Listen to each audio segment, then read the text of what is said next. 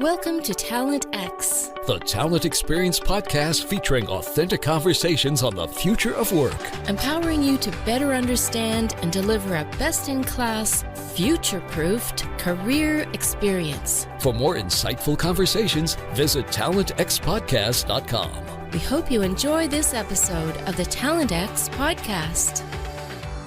Good afternoon, good evening, good morning, wherever you are in the world. Welcome to another episode of Talent X. It's a new year, it's a new government in the United States, and I think most of us are still living out our New Year's resolutions. I hope so anyway. Today, we're going to be speaking with Mark Feffer, and Mark is well known for the publication HCM Technology Report. And Mark, I will not give you the accolades that you truly deserve. You are so well respected in the space. And like you said earlier today, you never realized that HR technology could be so much fun. So Mark, let the audience know your experience, your background, and then we'll get on to our discussion. Sure. Thank you for inviting me in here, Rhonda. It's great to see you and talk to you. I'm a journalist by training. I started at Dow Jones back in the mid-'80s, which dates me, I know.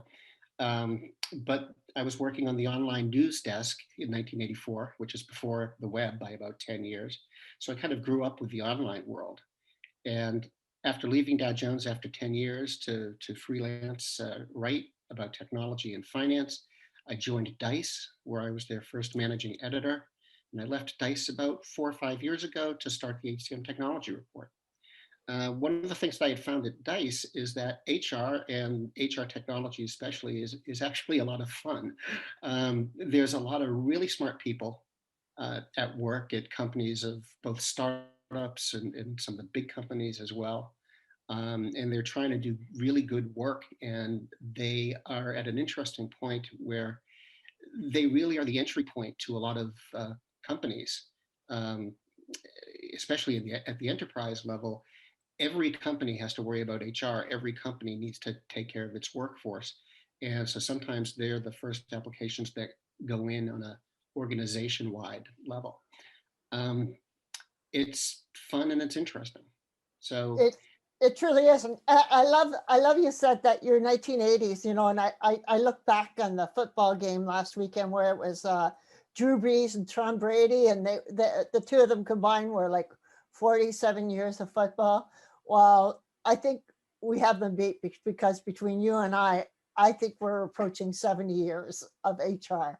So, well, my wife is an organizational psychologist. She spent 20 years in HR, and I think that's the kind of statement she would tell me to just stay away from. So, yes. We're not going there. Okay. So what I wanted to speak with Mark was today, we're seeing a lot of changes. We are hopefully on the downside of a pandemic, but the pandemic has left its trail in HR technologies. And we're seeing a lot of changes in HR technologies. And I'd like you to address, and I think obviously the first one is that right off the bat, HR technologies had to address people going home, the remote worker. What did you witness in that space? I think that a lot of things became apparent to people that hadn't necessarily been apparent before, both in terms of HR applications themselves, the way people work, and about infrastructure. There's been an ongoing debate, for years about whether or not working from home is viable, and I think that debate's pretty much over. There's no reason that people can't work from home. They're productive when they work from home. They're efficient. There's certainly some issues that crop up with whether or not they're working too long, and maybe some aren't as productive, but some are more productive. But I think you get into that kind of thing, or you're really looking at some of the nits. The bottom line is, I think that people are going to be spending more time working from home. I think that has in turn put an emphasis on different aspects of technology that were kind of backburnered before. And I'm thinking about collaborative technology, video technology, for meetings and for interviews, file sharing, editing, co-editing, all of those kinds of things have become more important, actually critical, not just to HR, but to the way work gets done throughout the entire organization. Yeah, and you really see that, and it's really varying amongst different companies. I was speaking to somebody at HP, and they just have all kinds of systems within their system, because they've got employees at home all around the world. So they put big bucks into it. And they're knowing, right from, not only what activities going on email, but like what websites that their employees are visiting, things like that during work hours. I never thought we would get to that point.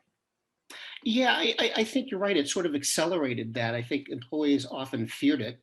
And though we're still in the early stages of really a new generation or new era of work, where a lot of these things, like the monitoring technology that you were talking about, is kind of hot, and employers like it right now. But as time goes on, I think they're going to start to see some pushback from a lot of their employees. And I think one thing that employers have demonstrated throughout this crisis is that they actually are listening to their employees pretty closely.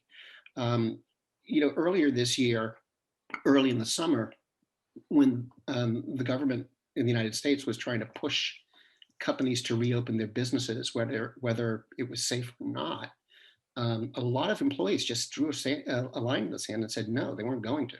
They weren't going to show up, and employers backed off pretty quickly.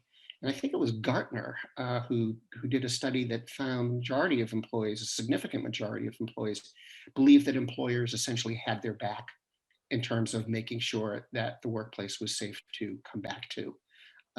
And a lot of the issues that employees had actually were less about the workspace than they were about getting on the subway or something like that during the pandemic.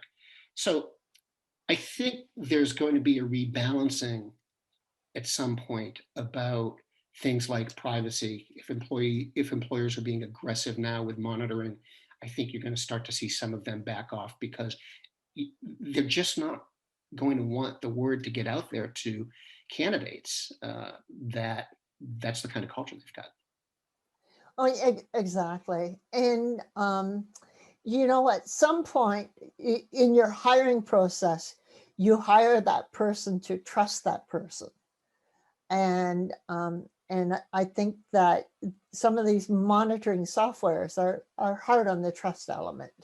I think so too. I think, I think some of these technologies can work very well as long as they're handled properly by managers and by the companies themselves. For example, you mentioned monitoring email, and I think that there's a lot of tools out there that allow you to monitor email from sort of 15,000 feet. You're not tracking individual messages, but you can see trends. You can identify how many of the emails are going outside of the company, how many are going to certain sites, and you can identify down to a department level where where there might be mischief happening that HR or managers need to fall into. Technically, it might be possible to track an individual's email, but it probably isn't a smart thing to do from an HR perspective, from a employee experience and culture perspective. And I think that's the balance that more companies are going to have to start to find. Yeah, and to defend the employers, they were thrown into a space so quickly. It was almost like a knee-jerk reaction with some of the software platforms that they ran with, because it's uncharted waters. Yeah, and I think you're right. I think it was a knee jerk, because all of a sudden you had all these people working from home. You had a lot of managers and companies who had never liked the idea of their people working from home, so they kind of anticipated all of these problems. But we've been working from home for what, about 9 or 10 months now, and I don't want to be a cynic, but here in the United States, we're going to be working from home for another year. And so, a lot of the sort of long-term impact or long-term consequences of aggressively monitoring or of not having regular check-ins, of not leveraging technology in a really smart way to deal with a hybrid workforce, those are going to become more and more apparent as 2021 goes on. Yeah, yeah. And then there's the other aspect that that I don't know how technology companies have their culture. Our culture this year is own it. At Feel 50, it's own it. Other companies just do it. But how during this time, how does technology help spread the culture of companies? I think where most companies get into trouble is when they imagine that technology is the answer as opposed to a tool. You know, I've been on Zoom meetings that are just a riot. The people there are fun. We have a good session. It's an hour and a half meeting. It could have been an hour, but we all walk away feeling like we really accomplished something. We had a good time, and we're glad we're a part of that team. I've also been to Zoom meetings where, it's like sitting at the Department of Motor Vehicles for an hour, waiting for your license. It's gray, it's boring, nobody's talking, and it's just terrible. Now, in real life, or I should say, in I was going to say in the real world, in person, I've had similar experiences. My point is just that if a company says, okay, well, we're going to have video interviewing for our talent acquisition, so we're tech savvy, and that's going to help us show candidates what we're about. Well, the video interviewing technology isn't going to do it. It's the way your managers and the way the people who are doing the interviews conduct themselves and lead the conversation. And I think it's really important for people to keep the technology in that kind of perspective. We have so much technology in our lives nowadays. From the time we get up, we're using our phones, we're using our tablets, we're using our laptops, we're using Zoom. It's just everywhere. But you have to remember, that in a lot of instances, the idea of the technology, the point of the technology, is to enable a conversation, a face-to-face conversation. And that conversation is going to work or not for many of the same reasons it would or not in person. Yeah. And I think what you said earlier is that the person conducting the interview, like employer branding, and the culture of the company, that has to come through via the person conducting the interview. And also obviously conducted by, the website. People are going to the website and checking out the culture of the organization, but there needs to be consistency. And the other thing I'm witnessing is the employee experience right now with technology. There are some days, I'll tell you, I could just throw up my hands, like, oh, what now? There's just so much, and you talk to people, they're tech tired. Oh yeah, I think that's true. But I also sort of wonder if it's how much of it is tech tired or just work tired in this situation. There's two things here. One is, I think, infrastructure, internet connections, for example, video connections, all of that is going to start to become more and more recognized as an HR kind of issue. Because if you've given an employee an old laptop and you won't pay for them to upgrade their internet access, so they're struggling, to do things all day, that's not a really great employee experience. So just to make sure that your employees are set up properly with the right equipment and the right connections is going to be more and more important to companies. And the example that I can give you is my own example. We were having internet problems here in HCM Technology Report World Headquarters, which is my house, and our router was getting funky, and we had a meeting. My wife and I had breakfast, and we ended up going out and getting a new network, mesh, set, of routers and put them in. And life this week has just been a whole lot better. I think that that's the kind of thing that employers need to bear in mind. And I think this is where a lot of them have sort of fallen down, especially with parents.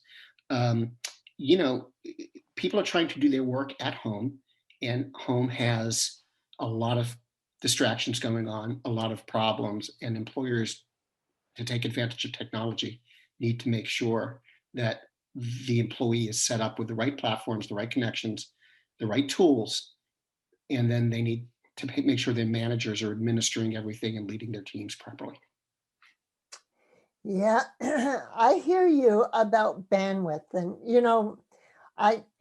it will be interesting to see how that changes, because I agree with you. I think we all are going to be home for at least another year, and like so many communities just do not have the bandwidth to accommodate children doing homeschooling and mom and dad working from the home. Yeah, I think this is one place where I think employers, I actually think HR technology companies could really step up here and lead this conversation of what needs to happen for between school districts and parents and employers to make what parents have to deal with reasonable. I was talking to somebody who, they've got 3 kids, and they got a message from their school system that each kid needed 4 hours of parent time a day in order to keep up with their lessons. Well, how are those parents supposed to work? If they're doing that many hours, managing their children's education. The schools need to be more in tune with the parents. The employers need to be more in tune with the parents, not just the employees. And it seems to me that HR technology companies, with their ability to deal with networks and messaging and all the different, and data and all of the different things that they do, are really in a great position to try and help solve that problem, because that's not going away. No, and and it's only going to grow. It's only going to grow. Mark, we could go on all day and talking about this, because it's an open-ended conversation.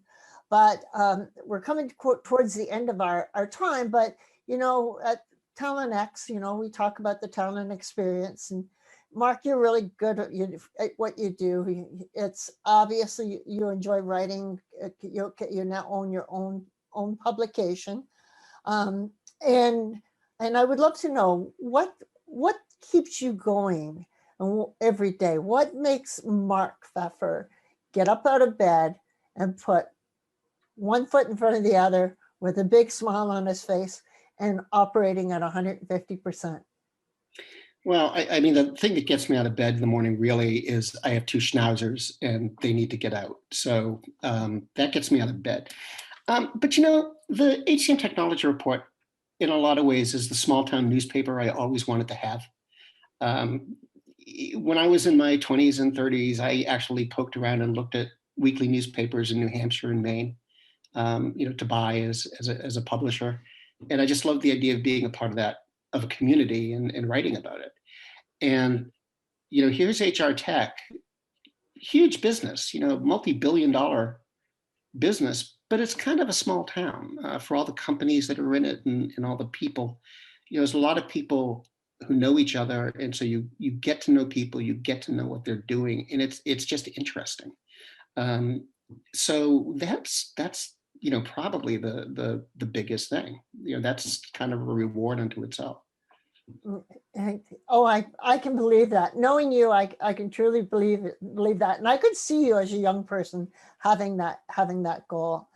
So, Mark, I want to thank you so much for being a guest on Talent X. I wish HCM Technology Report all the best. You know, we support it wherever we can and whenever we can. And this is Rhonda Taylor with Talent X saying, stay positive, test negative. We're going to get through this. Take care, all. Bye.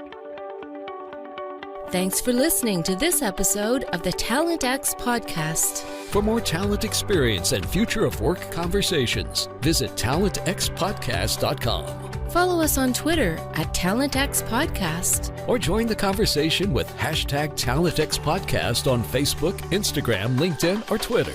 Talent X, the Talent Experience podcast, was brought to you by the fabulous Fuelies at Fuel 50.